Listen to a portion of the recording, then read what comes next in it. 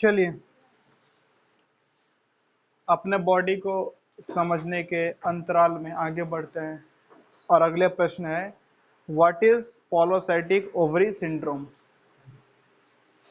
समझिए ध्यान से, what is पॉलीसाइटिक ovary syndrome.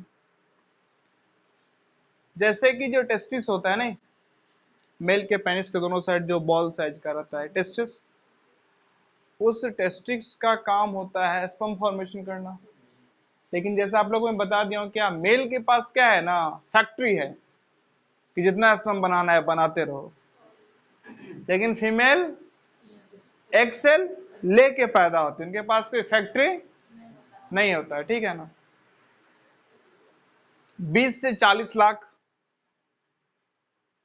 Egg cells जब एक बच्ची यूट्रस में रहती है तब पाया जाता है, और प्यूबर्टी तक एक से पहुंचते पहुंचते वो 4 लाख तक आ जाता है, और धीरे धीरे वो डिक्लाइन करते रहता है। ऑलरेडी हम लोग डिस्कस कर चुके हैं।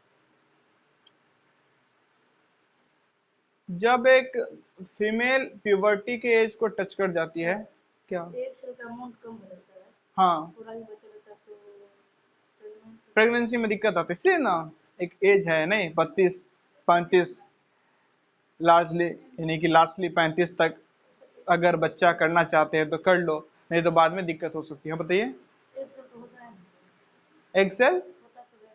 नहीं कम हो जाता है ना, उसके बाद प्रेगनेंसी नॉर्मली थोड़ा सा डिफिकल्ट हो जाता है। ठीक, चलिए तो जैसे कि मेल में टेस्टिस होता है, वैसे फीमेल में क्या होता है, ओवरी होता है। क्या होता है? ओवरी, ठीक है ना। अगर ये आप मान लीजिए वल्वा है, वल्वा नहीं, वल्वा से तो आप लोग अब परिचित है। ये वल्वा है तो दो फीमेल का, ये वल्वा है, ऊपर वेस्ट है, कमर, वल्वा के साइड में ही इंटरनली क्या होता है, ओवरी, ठीक है ना। जब एक फीमेल प्यूबर्टी को रीच कर जाती है तो हर महीने कुछ एग सेल्स क्या होते हैं, या एक रिलीज होता है। हर महीने कितना रिलीज होता है, एग सेल क्या होता है, एक रिलीज। बहुत सारे एग सेल बढ़ रहे होते हैं, मेच्योर हो रहे होते हैं, पता है ना, मेच्योर होने के बाद रिलीज होता है। एक्सेल लेके तो पैदा, लेकिन बचपन से एक्सेल निकलना शुरू तो नहीं होता है। एक्सेल धीरे धीरे क्या होता है, मेच्योर। और जब मेच्योर हो जाता है, बड़ा लड़का हो गया, नहीं बड़ा लड़का जाओ बाहर कमाने, नहीं बड़ा लड़का हो गया जाओ बाहर कमाने। तो वैसे ही हर फीमेल के 20-30 लाख बच्चे होते हैं। 20-30 लाख क्या है, धीरे धीरे सारे बच्चे बड़े होते हैं, बड़े होते बड़े होते बड़े होते। कुछ बच्चे नालायक निकलते हैं, वो पहले खत्म हो जाते हैं। 3-4 लाख बच्चे बचते हैं प्यूबर्टी के एज तक, नहीं वो बच्चे क्या हैं, एक्सेल्स, नहीं। और प्यूबर्टी के बाद जैसे एक बच्चा एकदम बड़ा होके हो गया अच्छा सा, चलो बच्चे बाहर जाओ। फिर एक बच्चा बड़ा हो गया, चलो बच्चे बाहर जाओ। कुछ हार्मोन्स रहते हैं जो एक्सेल को एक प्रकार से लात मारता है, चलो बाहर निकल, बड़ा हो गया ना बाहर, बड़ा हो गया ना, क्या निकल बाहर निकल। कई दफा होता है क्या, जो हार्मोन्स होता है जो उसको बाहर की तरफ पुश करता है, वो सही तरीके से उपलब्ध नहीं होता है। तो सारे बच्चे बड़े हो रहे हैं लेकिन कोई बाहर नहीं निकल रहा। बच्चा बाहर नहीं निकलेगा तो क्या यूट्रस में वो लाइनिंग बनेगी, क्योंकि वो लाइनिंग तो बनता ही इसी चक्कर में ना, कि एक सेल बाहर आएगा, स्पर्म सेल वहां जाएगा, दोनों मिलेगा, फिर बच्चे आएंगे, उसके पालन पोषण के लिए यूट्रस बनाया जाएगा, नहीं है। तो फिर एक सेल सही से, एक सेल रिलीज नहीं होगा तो यूट्रस की लाइनिंग बनेगी नहीं बनेगी। यूट्रस की लाइनिंग नहीं बनेगी तो लाइनिंग कभी टूटेगी नहीं टूटेगी। वो लाइनिंग कभी नहीं टूटेगी तो पीरियड्स होगा नहीं होगा। इसी को बोलते हैं पीओएस या पीओसीडी, अलग अलग नाम है। पीओएस का फुल फॉर्म पॉलीसाइटिक ओवरी सिंड्रोम, ठीक है ना।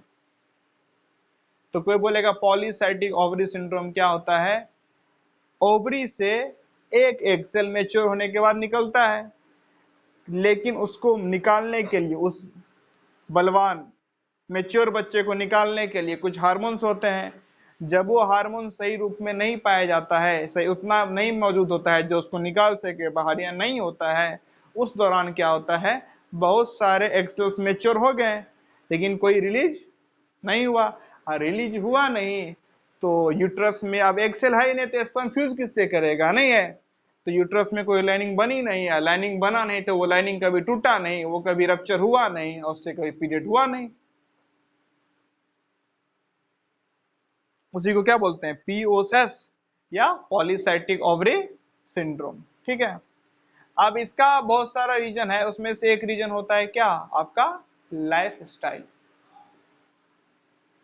हमारा जितना जीवन जीने का तरीका क्या हो रहा है खराब, उतना हमारे अंदर जो हार्मोन्स होते हैं उसकी भी क्वांटिटी इनबैलेंस हो रही है और उसका फिर हमारे ऊपर इम्पैक्ट पड़ता है। नहीं, कभी कोई पार्ट सही से ग्रो नहीं किया, कभी कोई पार्ट सही से ग्रो नहीं किया, कभी बॉडी ने कोई फंक्शन नहीं शो किया तो कभी बॉडी ने कोई दूसरा फंक्शन नहीं शो किया।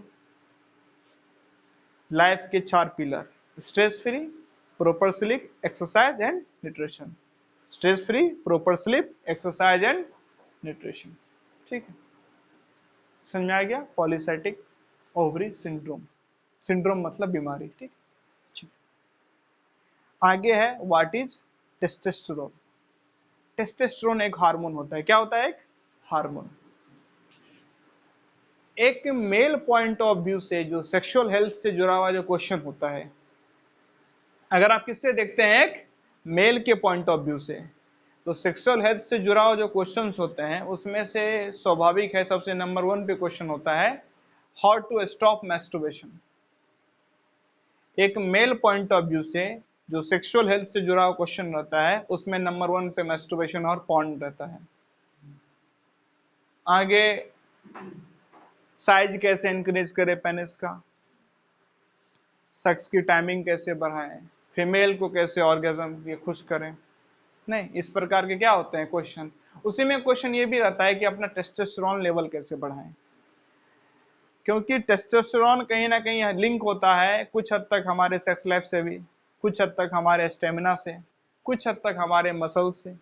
ठीक है ना, मसल्स, सेक्स लाइफ, स्टेमिना, ये सब एक मेल का मेजर प्रॉपर्टी में माना जाता है। नहीं, स्टेमिना है, मसल्स है, दमदार है, गहरा बियर्ड है, नहीं, ये सब मेल को लेके एक मेजर प्रॉपर्टी मानी जाती है। और ये इसके लिए कहीं ना कहीं टेस्टोस्टेरोन क्या होता है, जिम्मेदार।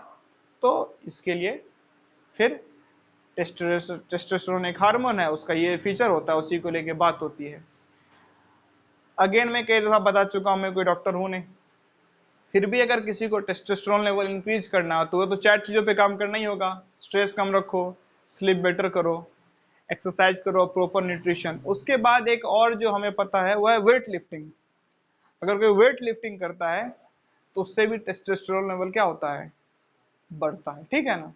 चलिए अगला है question, what is estrogen and progestrogen, नहीं sorry progesterone. What is estrogen and progesterone, estrogen and progesterone. ये एस्ट्रोजन और प्रोजेस्ट्रॉन क्या है, ये भी 2 हार्मोन्स ही है। इनको लेके फीमेल्स के प्रोस्पेक्टिव में ज्यादा बात होती है। जो मेंस्ट्रुअल पूरा साइकिल होता है, नहीं, ओवरी का रिलीज होना, यूट्रस की लाइनिंग बनना, ये जो मेंस्ट्रुअल पूरा साइकिल है, और बच्चा वगैरह से, प्रेगनेंसी से जुड़ा हुआ जो पूरा मुद्दा है, ये कहीं ना कहीं और भी बहुत सारे फीमेल के अंदर जो बॉडी के फीचर्स होते हैं, जो उनका बॉडी का फंक्शन होता है, वो एस्ट्रोजन और प्रोजेस्टेरोन से जुड़ा हुआ होता है। आपकी जानकारी के लिए बता दें, टेस्टोस्टेरोन फीमेल में ही पाया जाता है, at the same time oestrogen male में ही पाया जाता है। ठीक है, ये कुछ हार्मोन्स हैं जो बॉडी के डिफरेंट डिफरेंट फंक्शंस के लिए जिम्मेदार हैं, खास करके सेक्सुअल लाइफ के लिए भी जिम्मेदार हैं। ठीक है, चलिए अगला है, we all lived in our नानी यूट्रस। हम सब लोगों ने अपनी मदर की यूट्रस में तो रही हैं, लेकिन आपके जानकारी के लिए बता दो, आप सब अपनी नानी के यूट्रस में भी रहे हैं। ठीक है ना, आप सब अपने मम्मी की, माता जी के बच्चे दानी में तो रही हैं यूट्रस में, लेकिन आप अपने नानी के यूट्रस में भी रहे हैं। कोई बताएगा कैसे, कैसे? सर उसकी मेरी मदर, आपकी मदर, हाँ, किसी की मदर अपने, हाँ अपनी मम्मी के, हाँ, अपनी मम्मी के घर में थी। तो एक्सेल जो, वेरी गुड, वेरी गुड, एकदम सही। आप सब अपनी मम्मी के गर्भ में थे, ठीक। आप सब, हम सब किससे बने हैं? मम्मी के एग सेल और पापा के स्पर्म सेल से, ठीक है। तो सब अपनी मम्मी के एग सेल में थे, सॉरी मम्मी के गर्भ में थे। और जिस एग सेल से आप बने हुए हैं, जब आपकी मम्मी आपके नानी के गर्भ में थी तो वो एग सेल तो उनमें तब भी था। तो जब आपकी मम्मी आपके नानी के गर्भ में थी तब वो एग सेल भी तो गर्भ में ही था ना, क्योंकि वो भी तो बच्चे में ही था। बच्चे में वो एग, यानी आपकी मम्मी में वो एग सेल, और आपकी मम्मी नानी के गर्भ में, और उसी एग सेल से आप बने, तो आप भी हो ना अपने नानी के गर्भ में, नहीं? तो हम लोग अपने मम्मी के साथ साथ अपने नानी के घर में भी रहे हुए हैं, दादी के नहीं। क्यों? क्योंकि स्पर्म सेल का पहले से कोई प्रोडक्शन, ये मेल फैक्ट्री लेके शुरू होता है, फैक्ट्री लेके जन्म लेता है कि भैया अपना फैक्ट्री है, जितना प्रोडक्शन होगा, ठीक है ना। 1 सेकंड में 1500 स्पर्म सेल बनता है, इतना किसी फैक्ट्री में प्रोडक्शन ना होता, ठीक है ना। समझ में आ गया? तो आप सब अपने नानी के घर में भी रहे हो। अगला, व्हाट इज ओवरी, समझ में आ गया? ओवरी क्या होता है? नहीं, sperm sorry egg cell mature होने के बाद ओवरी से रिलीज होता है। अगला एक अजीब सा नाम है, फिर भी मैं शॉर्ट फॉर्म बताता हूँ। What is MRKH syndrome? MRKH syndrome, ये MRKH सिंड्रोम क्या होता है? ये एक ऐसे सिंड्रोम है जिसमें क्या होता है ना, कई दफा किसी किसी में यूट्रस ही गायब रहता है, यानी कोई ऑर्गन क्या रहता है फीमेल में गायब, यूट्रस ही नहीं है या कोई ऑर्गन ही नहीं है, ठीक है ना। नहीं होता है, कैसे होगा फिर? ठीक, हाँ बताइए। लीवर में बच्चा नहीं होगा, यानी प्रेगनेंसी स्टार्ट हो जाती है, फिर उसको ऑपरेट करके निकाला जाएगा, उसको ऑपरेट करके निकाला जाएगा। दिक्कत होगा थोड़ा सा बॉडी में, ठीक है ना। इतनी बात समझ में आई? फिर से एक डिस्क्लेमर दे देता हूं, आपको बताता हूं क्या डिस्क्लेमर। कुछ ऐसा सा है कि सेक्स एजुकेशन को अपने हवस का शिकार ना बने, है ना। एजुकेशन को एजुकेशन की तरह ले, है ना। उसको हम ऐसा ना करें कि जो चीज हमारे एजुकेशन के लिए था उससे हम और ही बर्बाद हो गए। नहीं, ये बात समझ में आ रही है? बात है ना। एजुकेशन से हम लोग सीखें, बेहतर बने, नहीं और पतन ना करें, ठीक है। चीजों को समझे, जरा अपने लाइफ को समझे। मैस्टरबेशन खराब चीज नहीं है, या कोई भी ऐसा जो प्रैक्टिस होता है वो खराब नहीं है, बशर्ते वो आपके लाइफ को बर्बाद तो नहीं कर रहा है, जरा इसको ध्यान में रखा जाए, है ना। Let's focus on your life, कि कहीं ना कहीं वो आपके जीवन के क्वालिटी को डिस्ट्रॉय तो नहीं कर रहा है, ठीक है ना। है, इंडिया जो इतना विकास नहीं कर पाया उसके कारण यही है कि जो भी चीज हो सकती थी किसको लेके, बेहतरी को लेके, यहाँ वो फन बन गया। तो प्लीज इसको ध्यान में रख के रहें, काम चले, ठीक है ना। आचार्य रजनीश ओशो, उन्होंने अपने जीवन में काफी चीजों पे बात की है, नहीं काफी, 1 लाख से ज्यादा उन्होंने पुस्तक पढ़ी है। 1 लाख से ज्यादा, आपसे एक पुस्तक नहीं पढ़ी जाती है, ठीक है ना। 1 लाख से ज्यादा उन्होंने क्या पढ़ी है? पुस्तक। लेकिन जो लोग हैं वो उन्हें एक सेक्स गुरु के नाम पे फेमस कर दिए हैं, जबकि उन्होंने काफी कुछ कहा है, ठीक। जब मैं पहली दफा मुझे ओशो के बारे में पता चला था तो मेरा एक मित्र उनके बारे में सुन रहा था, तो मैंने बोला कि भाई ये क्या सुन रहे हो तुम? तो बोले ओशो आचार्य रजनीश, और उसने फिर बताया 1 लाख से ज्यादा पुस्तक पढ़े। मैंने बोला ठीक है, अब तो किसी व्यक्ति की गुणवत्ता पे बात ही नहीं करनी, जो जीवन में 1 लाख पुस्तक पढ़ ले फिर उसके ऊपर क्या ही बोलना, वो तो महान व्यक्ति है ही अनडाउटेडली। मतलब क्या तुम देख रहे हो? तो इनका एक प्लेलिस्ट है वो सुन रहा हूँ, यानी कि पूरी एक सीरीज है वीडियोस की। मतलब वीडियो क्या है, संभोग से समाधि की ओर, संभोग से समाधि की ओर। मैंने बोला भाई ये क्या है? बाद में आप लोग अपना प्रश्न बाद में।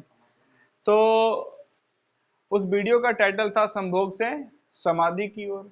मैंने बोला ये क्या, ये नया कुछ समझ में आ रहा है। ये नहीं, समाधि संभोग का क्या रिश्ता देना देना? संभोग यानी सेक्स, संभोग से समाधि की ओर ये क्या भाई लेना देना है? तो बोला ना कि ये उसने मुझे बोला, मैंने सुना, ठीक है। Again it is the matter of verification, नहीं वेरीफाई करके। उसने जो मुझे बोला कि आचार्य रजनीश इसमें बता रहे हैं, अगर कोई व्यक्ति लगातार 3 घंटे तक सेक्स करते रहता है तो फिर वो सेक्स से हमेशा के लिए छुटकारा पा जाएगा।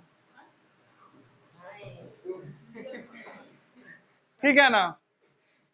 अब मुझे नहीं पता है कितना सच कितना झूठ, ठीक है ना? I don't know. तो मैंने बोला तुम क्या कर रहे हो? तो बोला मैं सीख के वो ट्रेडिंग पीरियड में हुआ थी।